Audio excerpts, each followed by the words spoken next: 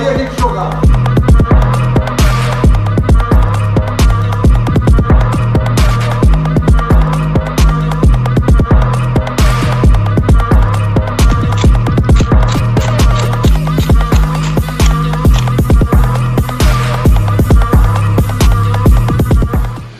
Fernando Lázaro é o novo treinador do Corinthians, 41 anos de idade, já teve uma passagem como interino pelo clube, com 86,7% de aproveitamento, mas foram apenas 5 jogos. Então, a gente tem ali um recorte pequeno ainda do trabalho dele como treinador.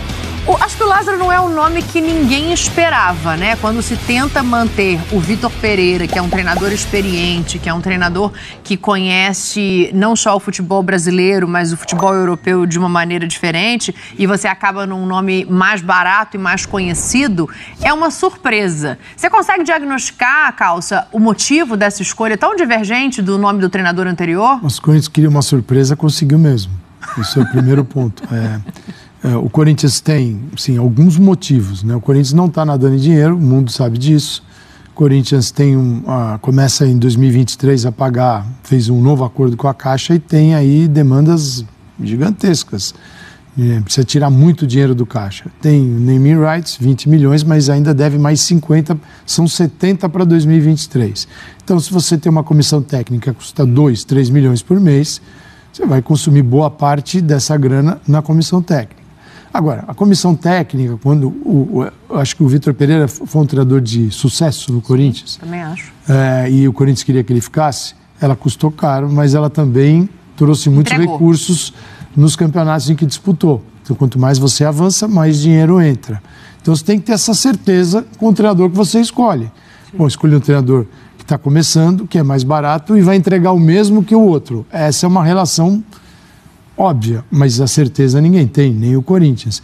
Então, acho que o Corinthians, nesse primeiro momento, olhou para o Caixa e pensou, estamos no limite, não dá para forçar a barra. E foi. Isso fez a sua escolha.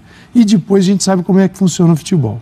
Libertadores da América é lá em abril, não é? Então tem muito tempo pela frente para ver se funcionou ou se não funcionou. E aí o Corinthians age. Eu vejo esse tipo de escolha na vida do Corinthians.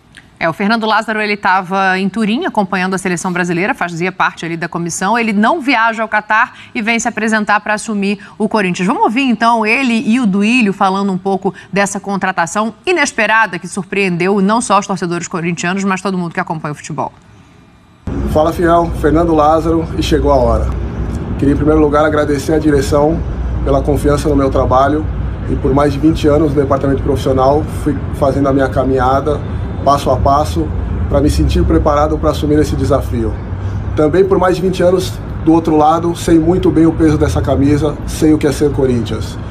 É uma grande honra e um grande desafio assumido para 2023 e com muito trabalho vamos buscar muitas conquistas. Tamo junto. Para mim, né, é um prazer gigantesco poder anunciar o Fernando como nosso treinador para essa temporada de 2023.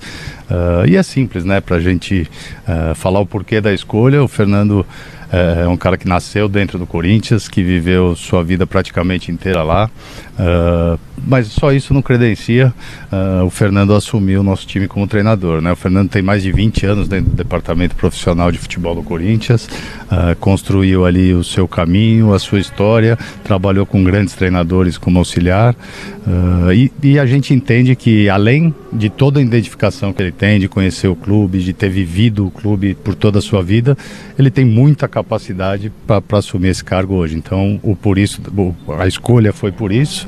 Então, são vários fatores que a gente buscou no mercado e não encontramos ninguém mais capacitado nesse momento, com essas características, do que o Fernando para estar dirigindo o Corinthians em 2023. O Fernando foi o único que foi conversado e o único agora acertado como técnico. Sem dúvida, né? A gente vem conversando com o Fernando. O Fernando já assumiu o time algumas vezes, né? Com excelentes números. E tem todo o conhecimento, como eu falei, né, para poder dirigir um clube desse tamanho. Mas, além de tudo isso, né, o Fernando é um cara que participou de todo o planejamento nosso, nesse período que vínhamos falando da saída, da não definição do Vitor Pereira, né? O Fernando foi responsável por fazer e preparar toda a pré-temporada e todo o planejamento do ano que vem, e que para nós só comprovou a capacidade que ele tem. Quando a gente teve acesso ao planejamento, ficamos muito tranquilos que ele realmente está pronto para dirigir o Corinthians, e por isso também pesou bastante na escolha.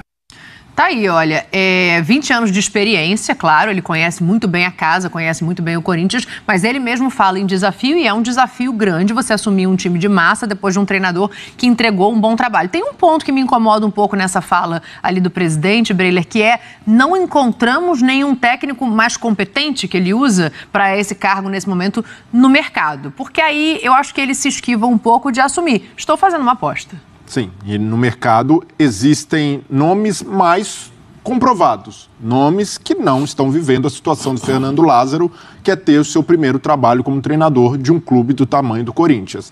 Mas o Fernando, há muito tempo, é bem cotado no Corinthians. Quando o Corinthians escolheu o Silvinho para ser o treinador, um dos nomes cogitados internamente foi o do Fernando, mas chegou-se à conclusão, a diretoria, a mesma do Duílio, de que o Fernando precisaria de um pouco mais de lastro, um pouco mais de vivência, ainda para não queimar etapas na carreira. Por isso você não pode dizer que ele estava verde.